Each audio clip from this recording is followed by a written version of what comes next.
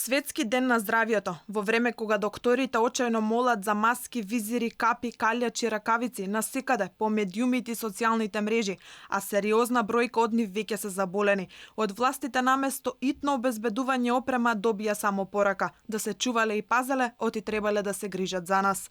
Денес е Светски ден на здравието, кој оваа година Светската здравствена организација целосно го посветува на здравствените работници и во тој контекст сакам да им порачам да се чуваат себеси за да може да не чуваат нас, нашите семејства и јавното здравје. Но јас верувам дека секој од вас знае колку е важно да издржиме, да останеме посветени, сконцентрирани и да дадеме се од себе да им помогнеме на нашите сограѓани.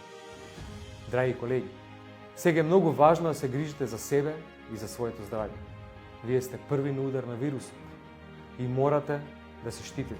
Дотолку повеќе ова изгледа како подбивање со здравствените работници кои се во прва борбена линија, преплашени за сопственото здравје и истовремено во обид да ги спасат болните. И јас сметам дека нема воопшто заштита, не делумна заштита.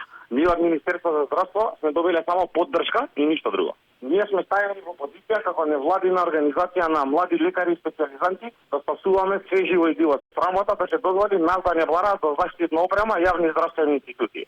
Ние останавме доследни до крај, ќе завршиме акцијава, најверојатно ќе продолжиме со понатамошни активности. Меѓутоа ова што е моментално на терен што се случува, особено соматичните лекари, е скандалозно. И докторите и медицинските сестри постојано се жалат за недостиг на опрема.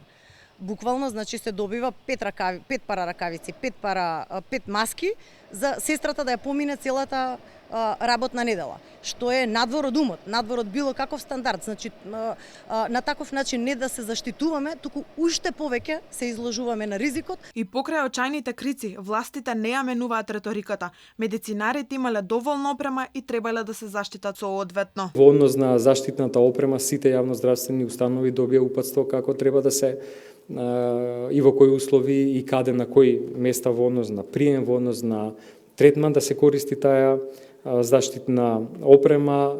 Ние имаме една сериозна количина на залиха. Единствена помош како донација маски, скафандери и ракавици стигна од Словенија и Унгарија и двете благодарение на опозицијата.